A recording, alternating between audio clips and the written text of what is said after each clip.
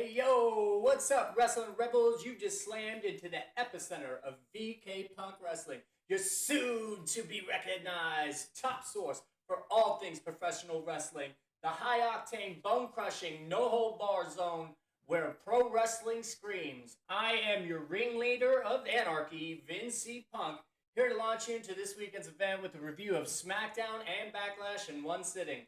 I took off yesterday because of mental health things. If you've been following the channel, you know what's going on. So you're getting it all today with the ferocity of a Hell in a Cell showdown.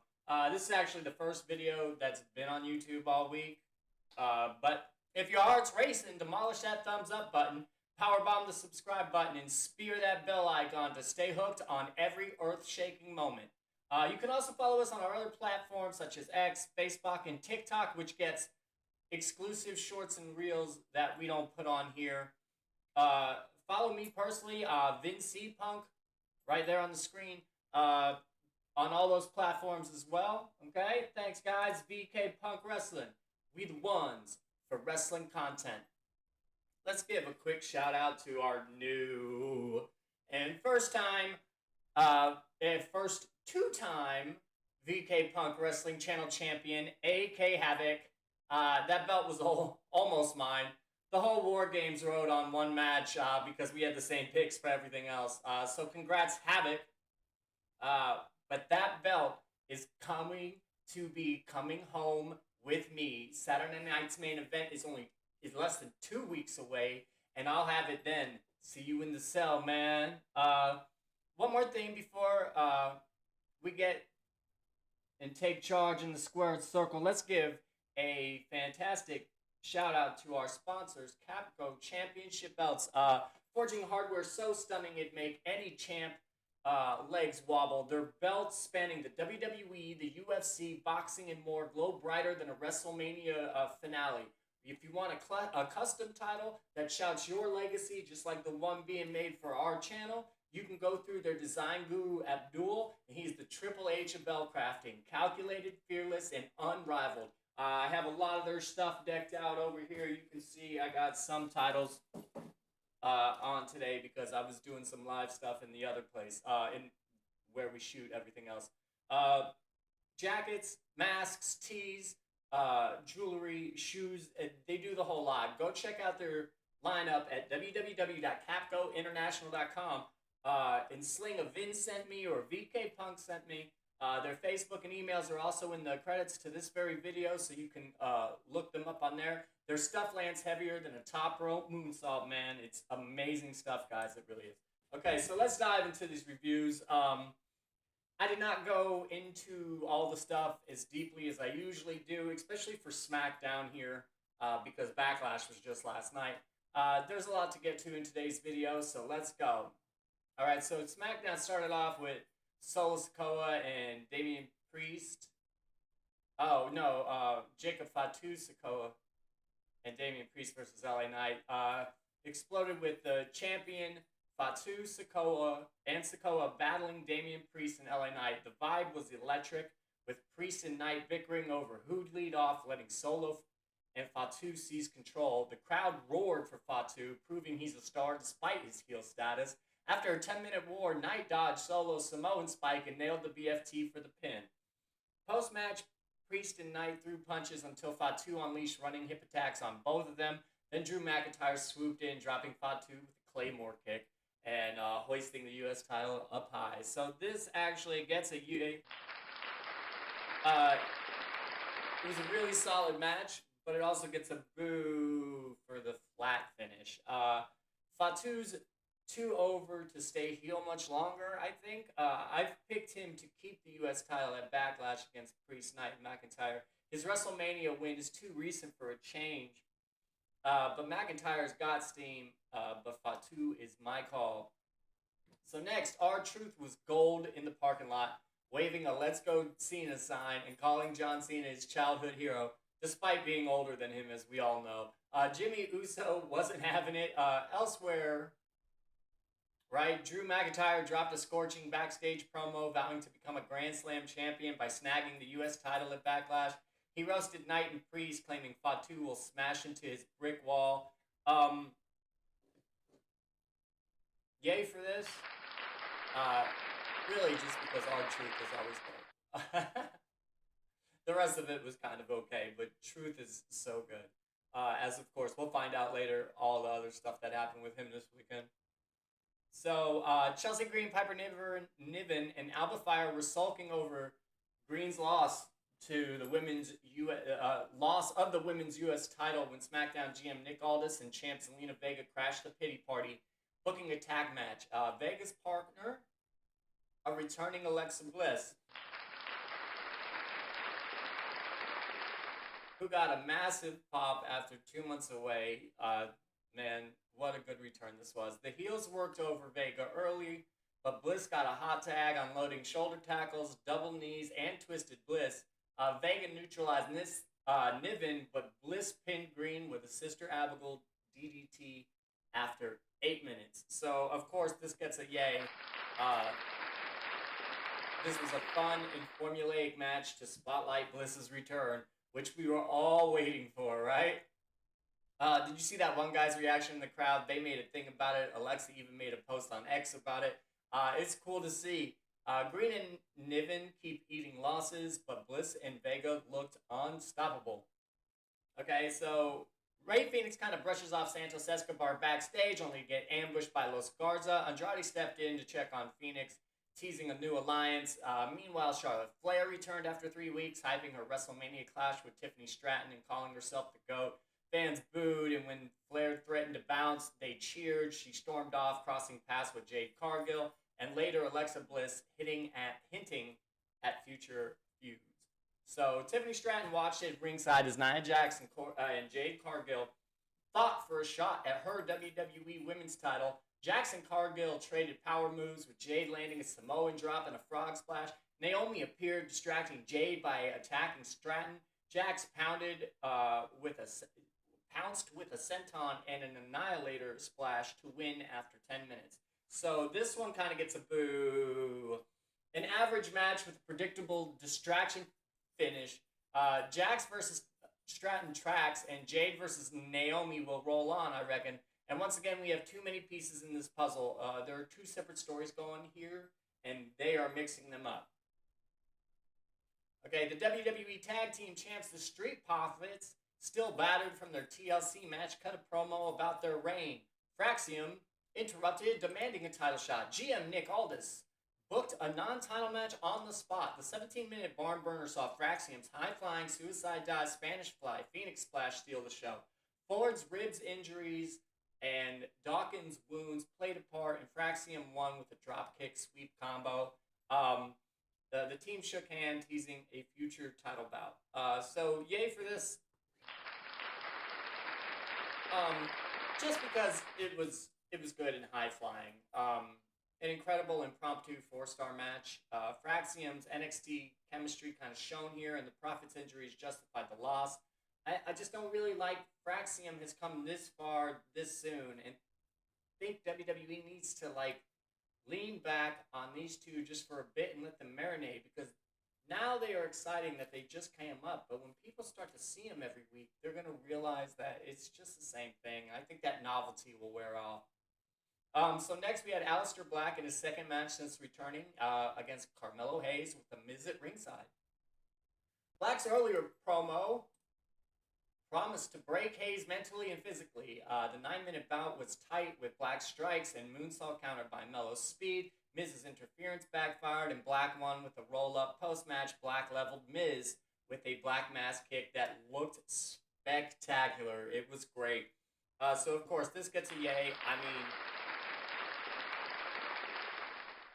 because Aleister Black, right?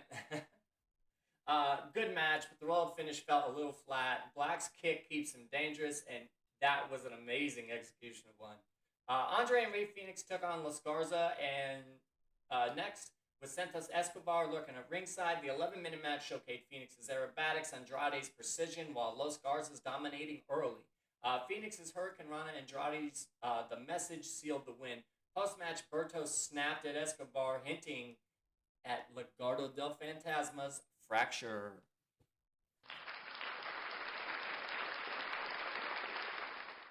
Now, despite Ray Phoenix being the only real pushed wrestler here in this match, because we got a good, entertaining tag match, better than Fraxium and Street Profits, if you ask me, because all of these guys are so good and deserve more than what they are getting. Okay, so now we're on to the main event, right? The undisputed WWE Champion, John Cena, closed with a savage heel promo, ripping into Randy Orton's family, work ethic, and legacy. Cena crowned himself the GOAT and called Orton a failure. Fans hurled a beer bottle, which Cena flicked away. A figure tried to RKO, but Cena countered with an AA. Then the real Orton appeared behind Cena, hitting an RKO to end the show with a massive pop. So, that's a yay for sure. Cena's promo was so intense, leaning into his heel persona. Orton's RKOs are keeping the feud hot, though. I predict Cena. I already predicted that Cena wins at Backlash. The overall Smackdown, the whole show gets a yay. All right. Bliss's return popped the crowd. Cena and Orton delivered drama. The women's division shown, and Backlash feels like it's stacked, even if it's a little small. All right, so next we're going to get into the Backlash recap. We start the night off with the WWE United States Championship Fatal 4-Way. Jacob Fatu versus LA Knight versus Damian Priest versus Drew McIntyre. The bell rang and the chaos erupted. LA Knight pounced on Jacob Fatu with a flurry of strikes while Damian Priest and Drew McIntyre brawled outside. Knight hit a leaping neck breaker on Fatu and then like a slingshot shoulder block. McIntyre charged only to eat a power slam from Knight. Knight sets up his elbow, but Priest goozled him. Knight countered with a DDT and a double elbow drop on Priest and McIntyre. McIntyre unleashed spine busters and neck breakers, calling for a claymore. When Knight broke it up, but Priest sent Fatu flying with a top rope hurricane rana. Knight ran into Priest, leaping flatliner, and Fatu Samoan dropped Priest onto the barricade. Woo! Fatu and McIntyre had a tense standoff trading blows. Fatu hit a pop-up Samoan drop and a running hip attack on McIntyre, trapping him in the tree of woe. Fatu got crotched on the top, and McIntyre suplexed him onto Knight. Everyone landed big moves. McIntyre caught Priest with a claymore. Priest fell onto Knight, but McIntyre broke the pin. Knight ate a claymore, but Priest pulled the ref out before the 3 count. McIntyre and Priest brawled into the table, with Priest putting McIntyre through the table via diving south of heaven. Knight set Fatu on the commentary desk for an elbow drop, but Solo Sikoa yanked Fatu away. Knight confronted Sikoa only for Jeff Cobb to make his debut and attack Knight from the crowd, slamming him into the post with a crossbody block. Fatu, visibly conflicted, followed Sikoa's orders, hitting a running hip attack and a BME to retain, winning and still your United States champion, Jacob Fatu. So I'll be highly suspect if you field any boos for last night's Backlash, but this was one hell of a Fatal 4-Way match. Fatu is a future world champion, and how he dominated here proves that he may be one of the top 3 signings in the last year. Jeff Cobb's appearance here is so fascinating. Sikoa mentioned on Smackdown that he was out of soldiers, so Cobb being the new guy makes perfect sense. The split between Fatu and Sikoa has been simmering for months. Fatu just got his first glimpse at his replacement, and based on Fatu's body language, he knows it. But it's so good to see Jeff Cobb. All the guys in this match were fantastic, each getting their time to shine and look amazing. So much yay for them. So next, it's the Women's Intercontinental Championship. Lyra Valkyria versus Becky Lynch. Like trainer versus trainee. Becky Lynch floored Lyra with a shoulder block, and the 2 traded takedowns and holds. Valkyria sent Lynch outside, hitting a middle rope dropkick. Lynch went low, unleashing strikes and mocking Valkyria's family in the crowd. Valkyria fired back with a fisherman suplex and a powerbomb, but Lynch kicked out. Valkyria's superplex and moonsault attempt saw Lynch get her knees up. They traded strikes and submissions, with Valkyria kicking out of a manhandle slam. Lynch grabbed a chair, but the ref confiscated it. Lynch removed a turnbuckle pad, but after another exchange, Valkyria hit a second rope moonsault. Lynch kicked out, surviving another manhandle slam. Lynch slammed Valkyria's head into the mat, but the ref stopped her from using the exposed turnbuckle. As the ref fixed the pad, Valkyria hit Nightwing, securing the win despite a slow count. Winner and still Intercontinental Championship, Lyra Valkyria. Post-match, Lynch attacked Valkyria, locking in the disarmor until officials intervened. So this one, yay for this grudge match. This is one started slow, but it finished strong. At first, this match didn't have the animosity you would expect from a match featuring two former friends. Lynch wasn't particularly vicious, and Valkyria seemed intent on having a mat classic instead of extracting revenge from her former mentor. As the match built, these two ratcheted up the intensity and managed to have a shockingly hard-hitting contest. Anyone who reads these reviews regularly, or, sees these reviews regularly, knows that I'm not that big of a fan of Valkyria, but with a performance like this, that may change. It just filled out Valkyria's character beyond Becky Lynch superfan and bird enthusiast. They may have something there. Was happy to see that Becky was willing to put over some younger talent. She's put over Lyra once before in NXT already, and Lyra was trained and is a good friend of the man, so this isn't out of character for her. Happy Lyra won. So next up, we get Daddy Dirty Dominic Mysterio versus Penta for the men's Intercontinental Championship. Right, so early on, Penta sent Dominic Mysterio flying with a Hurricane Rana, but Dominic answered with one of his own. Penta hits a super kick and a backstabber, but missed a boot, getting caught in the ropes. Dominic sent Penta outside, landing a tornado DDT on the floor that was amazing looking. They traded strikes with Dominic working Penta over. Penta dodged a 619, landing a dive, but Dominic surprised him with Liv Morgan's Oblivion. Penta kicked out on the apron. Penta crushed Dominic with a Mexican Destroyer.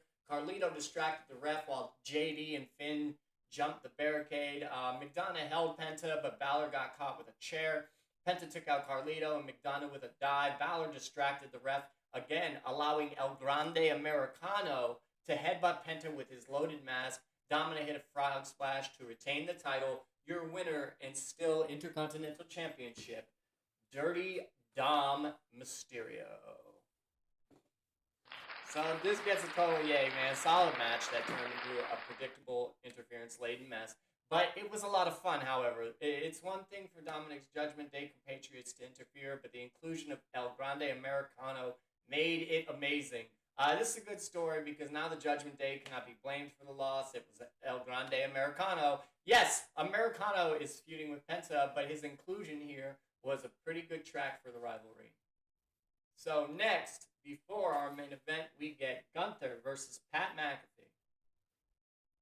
Gunther took Pat McAfee down, targeting his arm. McAfee escaped, dodging a chop and locking in a headlock. Gunther set McAfee on the apron, giving a clean break but patting his head condescendingly. McAfee tripped over the top rope but recovered, hitting an elbow strike. Gunther retaliated with a brutal chop. McAfee landed some chops of his own, but Gunther begged for more, then obliterated him with a thunderous chop. And McAfee slapped Gunther. Gunther responded with a German suplex and rear naked choke. McAfee reached for the ropes, but Gunther German suplexed him again. McAfee countered a top rope suplex, landing on his feet and hit a big boot, but Gunther powerbombed McAfee, and Cole screamed for a cover. Gunther laughed, locking in a Boston Crab, then an STF. Cole cheered McAfee on, but Gunther dragged Cole into the ring, setting up a powerbomb. McAfee kicked Gunther, rolling him up, but Gunther kicks out. McAfee's choke failed, and Gunther's lariat and rear naked choke made McAfee pass out. The winner is Gunther. Post-match, McAfee stood, and Gunther gave, like, a little nod of respect. So, yay for this whole thing. Gunther beat the brakes off of McAfee. It's slightly embarrassing that this is the next thing they had for Gunther after losing the World Championship, but it led us to watch McAfee getting dog-walked, man, so it's worth it. Despite Gunther's dominance here, he wasn't quite dominant enough. McAfee only mustered a bit of offense, but that was too much. McAfee should have been carried out on a goddamn stretcher. Side note, Gunther giving McAfee a nod of approval was weird. Gunther didn't even give that to Jey Uso, who tapped him out at WrestleMania pretty quickly with the tap out, I must say. In the end, just make things make sense, and this didn't. But what a spectacle it was. So now we get our main event of the night. It's the undisputed WWE Champion John Cena versus Randy Orton. John Cena and Randy Orton locked up with Orton poking Cena's eye. Cena rolled out, fuming, then rushed back, eating a right hand. Orton worked a headlock, hitting a shoulder block after tackle, leapfrog spot. Cena tried to walk away, but Orton dragged him back, only to eat an elbow strike. Orton trapped Cena in the corner for punches and a Garvin stomp. Cena locked in a sleeper, but Orton countered, and they traded sleepers back and forth. Orton broke it with a suplex. Cena's 5 moves of doom were thwarted, with Orton hitting a power slam and a draping DDT. Orton called for the RKO, but Cena set up the AA. Orton reversed into an RKO, and both men collapsed. They traded strikes, with Cena hitting an AA, but Orton kicked out. Orton countered another AA into an RKO, missing a punt kick. Cena's AA saw Orton kick out again. Cena mocked Orton's taunt, setting up a punt kick, but Orton dodged, attempting another AKO. Cena pushed Orton into the ref, hit an AA. Cena grabbed the title belt, and Orton dodged it, hitting another RKO.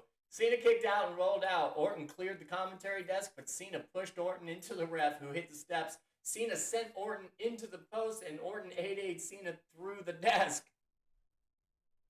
Orton set up a table, and after a struggle, both of the men went through it. Orton grabbed a fan's drink, took a swig, and hit another RKO. A new ref, it was the, it wasn't a fan's drink, it was the, Prime that's always sitting there. Cena missed a belt shot, hitting the ref. Orton RKO'd Cena, but with no ref. Smackdown GM Nick Aldis and other officials are running down and checking in. Orton RKO'd Aldis and all the officials and everybody else. R-Truth jumped in to protect Cena, eating an RKO for his troubles. Cena low-blowed Orton, hitting him with the belt to retain winner, and still WWE Undisputed Champion John Cena. Post-match, Cena grabs a mic saying he needs competition and not the WWE Universe, telling them to drink it in because this is what the last real champion looks like.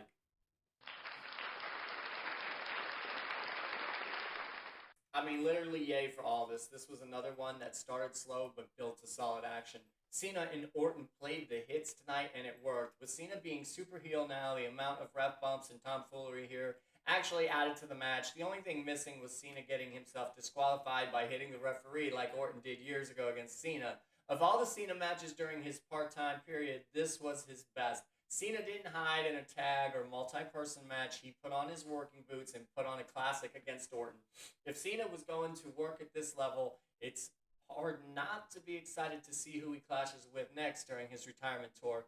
Really great stuff. So overall, BackLash on a whole gets a big yay. Top to bottom, this card delivered a wildly entertaining night of wrestling, even if some of the finishes and pacing choices left a bit to be desired. All right, well, yo, wrestling legends, you guys are the heartbeats of VK Punk Wrestling, and we're amped to have you in our corner. Real talk, live's been swinging harder than a steel chair to the skull lately, testing us all with uppercuts and suplexes. But if you've been following along, I'm going through that brutal breakup that has included a lot of pettiness and attacks on me and my projects and everything I'm trying to build as well. I thought it was all going to stop once it's over, but it has kept going, and it's stupid. But like a champ, I'm climbing the ropes for a high-risk dive. I'm going to be bouncing back with more fire, more grit, and vow to keep this ring blazing.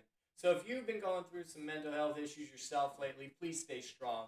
When life tries to pin you, you kick out at one, rally the fans, and hit your finisher with the crowd roaring your name. It isn't always easy, and sometimes it can look like it's going to be too much, but we can all hulk up and get the W. You're the main event of your own epic, and the crowd is going bananas to see you win. Keep the vibes volcanic. Flood the comments with your hype for BackLash, or just unleash your thoughts. Slam that subscribe button. Share this with your squad and grow the VK Punk Legion. And let's keep this arena rocking.